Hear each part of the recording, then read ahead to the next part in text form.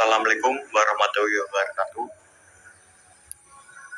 Perkenalkan, nama saya Didi Tri Prasetyo dengan NIM 2102311000046.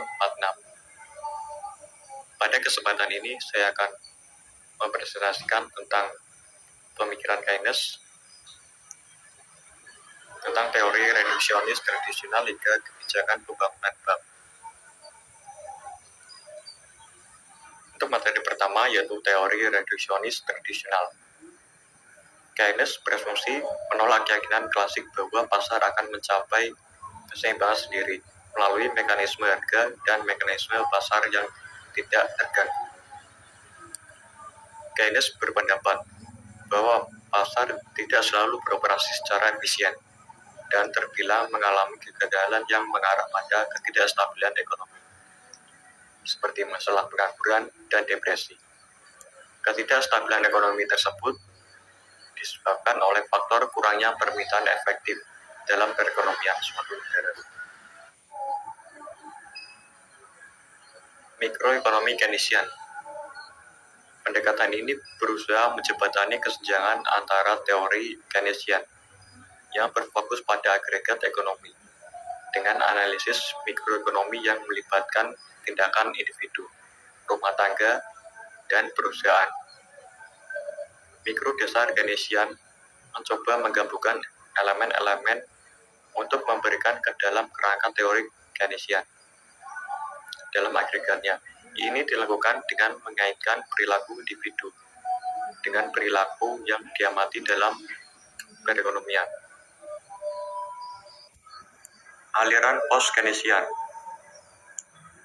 Aliran post-Keynesianisme adalah sebuah aliran dalam ekonomi yang merupakan pengembangan dari teori ekonomi Keynesian yang dikemukakan oleh John Maynard Keynes,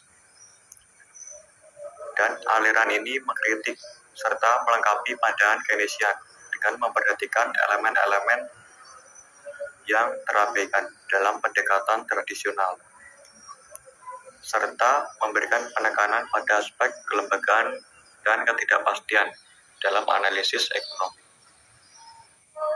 Adopsi kebijakan pembangunan berkelanjutan. Terdapat 3 kebijakan yang dapat diadopsi dari pemikiran Keynes. Yang pertama, kebijakan moneter ekspansif, di mana bank sentral dapat mengadopsi kebijakan moneter ekspansif dengan tujuan meningkatkan pengeluaran agregat dan merangsang pertumbuhan ekonomi suatu negara. Yang kedua, pengaturan tingkat suku bunga. Dalam pendekatan Keynesian, suku bunga dipandang sebagai instrumen yang sangat penting.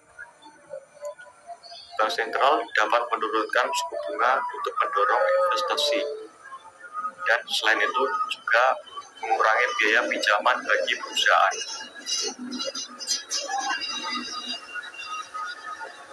Dan yang ketiga, kebijakan fiskal stimulus.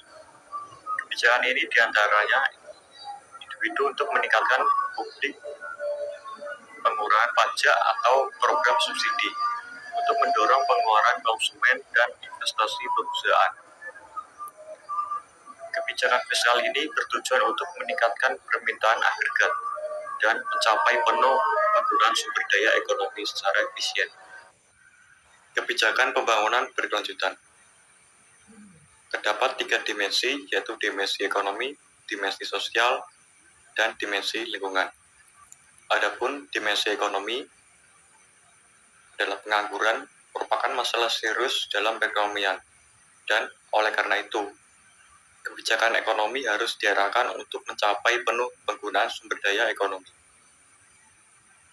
Pendekatan ini mendorong pemerintah untuk mengadopsi kebijakan fiskal yang mempromosikan pertumbuhan ekonomi, mengurangi tingkat pengangguran, dan memperbaiki distribusi pendapatan.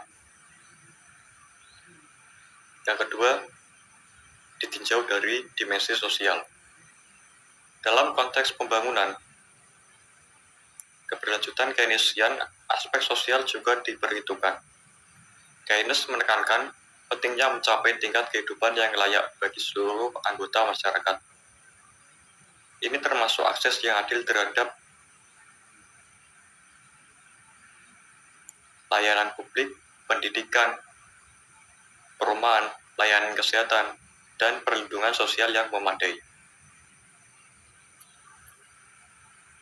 Dan yang terakhir, ditinjau dari dimensi lingkungan. Salah satu aspek yang seringkali diabaikan dalam pandangan awal Keynesian adalah isu lingkungan. Upaya untuk mencapai pertumbuhan ekonomi yang berkelanjutan harus mempertimbangkan dampak lingkungan, jangka panjang, dan keberlanjutannya. Hal ini mencakup penggunaan sumber daya yang bertanggung jawab, pengurangan emisi gas rumah kaca, dan perlindungan ekosistem alami. Dengan demikian, ketiga dimensi tersebut dapat mencapai pembangunan berkelanjutan dalam perekonomian suatu negara. Demikian prestasi dari saya. Apabila ada salah kata ataupun penyampaiannya, saya mohon maaf sebesar-besarnya. Sekian, terima kasih. Assalamualaikum warahmatullahi wabarakatuh.